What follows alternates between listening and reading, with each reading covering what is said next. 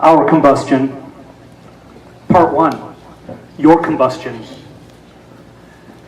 You never see fire like you see it in the eyes of your family when the wilderness of their desire springs free and consumes them in the most innocuous of moments, behind the wheel of the minivan, sparking awake after an impromptu nap on the laundry still not folded and put away, during the human interest news segment that airs in between the weather and sports, or during Sunday morning coffee and web surfing, brought on by nothing more than the sublime juxtaposition of grainy police tape images and a for sale sign mixed with the sound of gently fading rain, and you are never in more danger than when your senses are so seduced and suspended and surrounded by the company of those you most love in this life.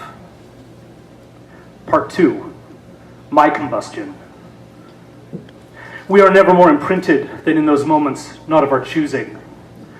My kingdom of damage is a fire-ravaged 3-story grotto overlooking the Spokane River Valley. Visions of a hand-over-cash-and-carry haunted house operation dancing through my uncle's dilated pupils as he drives up the rutted road, letting us all out on the spectacle of a charred mini-mansion, a burned-out structure of Gothic ruin.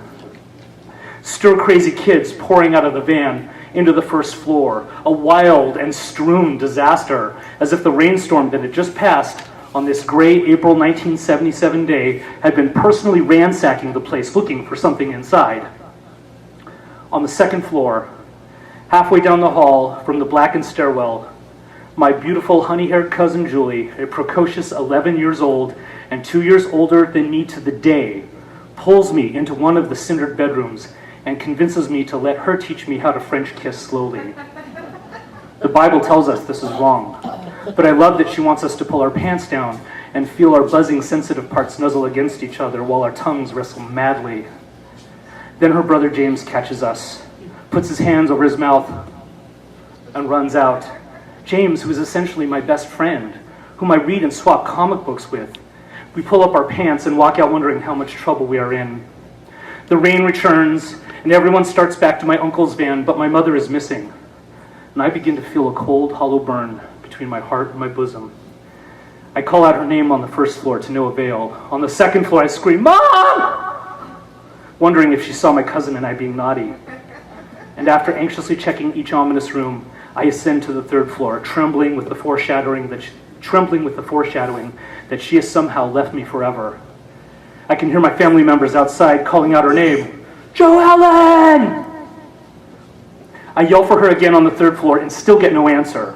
I check each room up here where the center portion of the roof is gone, its ashen beams and shingles resembling the mouth of a dragon whose teeth have been smashed by its own tail, the rainfall intensifying and soaking me through the gaping maw. In the very last room on the floor, on the very last floor, I finally find her staring at graffiti on the wall. "Mom." She doesn't respond, just keeps staring. I go up to her. "Mom!" She finally speaks. "Devil worshippers lived here, Michael." I look to the wall to see if I can see what she refuses to take her eyes off of, but I see no obvious signs of evil. I don't understand the images and words spray painted on the ruined ashen walls. I look back at her, rainwater dripping down her cheeks. "Young women died here," she says. I tug at her arm. "Mom, we have to go. We're leaving now, okay? We need to leave now, Mom, okay? Please?" She turns and starts to come with my pole, and when we get to the stairs, there is James, waiting. And I wonder if he's going to say anything, when suddenly the stair beneath his right foot gives way, and he screams as he starts to plunge down, but he's able to grab onto a barely stable handrail, and with the arm not holding my mother, I'm able to pull him up and out of the hole. He then helps me to carefully step over this hazard, and then in turn helps me help my mom across it. We continue gingerly down, no more than one person per step, afraid that any one of the structurally compromised steps could send us tumbling down to the soggy embers below. But this doesn't happen. And we make it back to the van with the rest of my cousins imploring us, "Come on, hurry up!" And my uncle is cracking open a fresh can of Coors before getting ready to hit the road, an enormous self-satisfied grin on his features. James gives me a look. I know he isn't going to say a word. For this, I will love him forever, even after he decides to become a woman 20 years later, driving a cab in Bremerton and strung out on meth. I don't notice at the time, but we never read or swapped comic books again after that moment. Part 3, our combustion. Everything that ever goes wrong between you and I was caused by things that happened to us before we even knew each other.